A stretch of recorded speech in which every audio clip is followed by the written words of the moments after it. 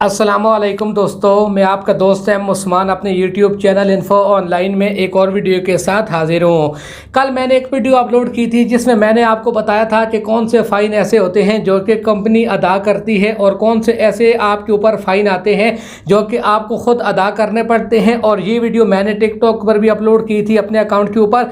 तो बहुत सारे लोगों ने इस चीज़ के बारे में कॉमेंट किए और पूछे कि हमारा फ़ाइन कंपनी किस वजह से अदा करेगी।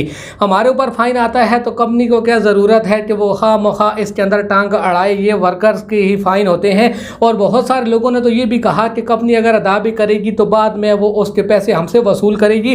तो दोस्तों, उस वीडियो को अगर आपने गौर से नहीं देखा है तो उसके अंदर आपको कुछ बातें समझ नहीं आई होंगी। यहाँ पर आपको मैं थोड़ी सी उसकी डिटेल बताऊँगा और एक्सप्लेन करूँगा कि वो फ़ाइन कंपनी को क्यों अदा करने ज़रूरी हैं। तो दोस्तों, वीडियो आपने पूरी देखनी है। वीडियो पसंद आए तो लाइक ज़रूर करें, अपने फ्रेंड्स के साथ शेयर भी कर दें। मेरे चैनल के ऊपर नए आए हैं सबसे पहले उसको सब्सक्राइब करें और साथ में बेल आइकन को भी इनेबल कर दें ताकि इसी किस्म की मजीद मालूमाती वीडियोस भी आपको पहुंचती रहें।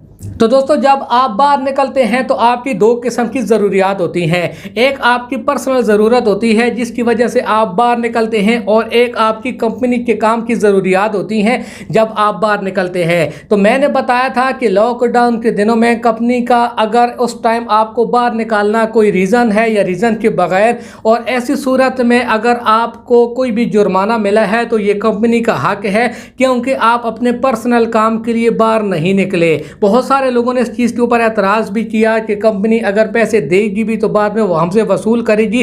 तो अगर आपको कानून का नहीं पता तो फिर तो कंपनी आपसे हर किस्म की वसूली कर सकती है, लेकिन अगर आपको कुछ रूल्स पता होंगे तो फिर आप इस चीज़ से बच सकते हैं। तो इसलिए मैंने ये चीज़ बताई थी। और दूसरी चीज़ मैंने ये बताई थी कि अगर कंपनी आपको काम के लिए भेजती है, यानी नॉर्मल जब दिन होते थे आप काम के लिए जाते थे तो एक बस के अंदर या दोस्तों किसी छोटी गाड़ी के अंदर आप बैठते थे तो एक सीट के ऊपर एक आदमी होता था, यानी बीच में कोई भी गैप नहीं होता था। किसी भी किस्म की सोशल डिस्टेंस का दोस्तों ख्याल नहीं किया जाता था और ना ही इस चीज़ की ज़रूरत थी। लेकिन कोरोना के दिनों में, लॉकडाउन के दिनों में और अभी भी ये चीज़ आपको पता होगी कि यूएई के अंदर अगर आप किसी गाड़ी के अंदर सफ़र कर रहे हैं तो वहाँ पर दोस्तों आपको एक सीट छोड़कर एक आदमी बैठने की इजाज़त है। और दोस्तों, अभी अगर आप साथ में बैठेंगे और एक गाड़ी के अंदर जितनी सीट्स हैं पूरी कोई भी सीट खाली नहीं है, हर सीट के ऊपर आदमी बैठे हुए हैं, तो इस रीज़न से भी यूएई के अंदर जुर्माने हो रहे हैं। और जाहिर सी बात है कि ये आप कंपनी के काम के लिए जा रहे हैं, आप जब किसी भी साइट में जाते हैं,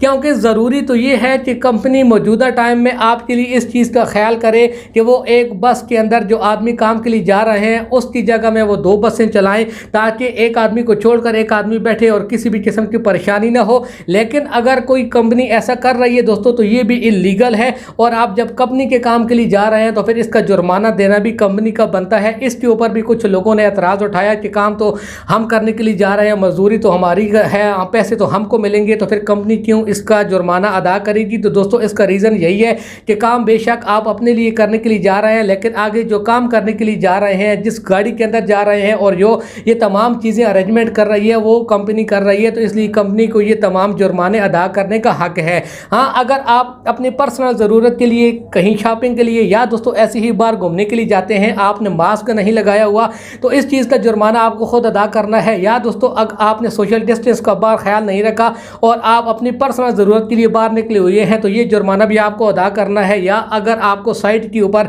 यहाँ पर दोस्तों आप काम कर रहे हैं, वहाँ पर अगर मास्क का कोई जुर्माना आपको मिलता है, आपने मास्क नहीं लगाया हुआ, तो ये भी आप अदा कर सकते हैं। और इसके अलावा दोस्तों, अगर आपको इस चीज़ की खुशी है कंपनी की ज़रूरत की वजह से अगर आप बाहर निकले हुए थे, आपको ऐसी सूरत में जुर्माना हुआ और आप खुद अदा करना चाहते हैं तो ये आपकी मर्जी है। लेकिन जब आपको जुर्माना होता है तो ये बात याद रखें कि वो जुर्माना आपकी आईडी के ऊपर आएगा, यानी कंपनी की गलती की वजह से भी अगर आपको कोई जुर्माना आता है तो वो आएगा आपकी आईडी के ऊपर ही, लेकिन वो कंपनी की गलती की वजह से आएगा। तो ऐसी सूरत में दोस्तों कंपनी का हक है कि वो आपका वो जुर्माना अदा करे। अगर आपको उस टाइम इस कानून के बारे में नहीं पता, आपने वो जुर्माना कंपनी से नहीं लिया और ना ही कंपनी ने आपका जुर्माना अदा किया, ना ही उन्होंने जुर्माना मुआफ़ करवाया। जब आप एयरपोर्ट में पहुंचेंगे तो वहां पर आपसे पूरा जुर्माना वसूल किया जाएगा और उस टाइम दोस्तों कंपनी आपका जुर्माना कभी भी अदा नहीं करेगी। बहुत सारे लोगों के साथ ये एक्सपीरियंस हो चुका है।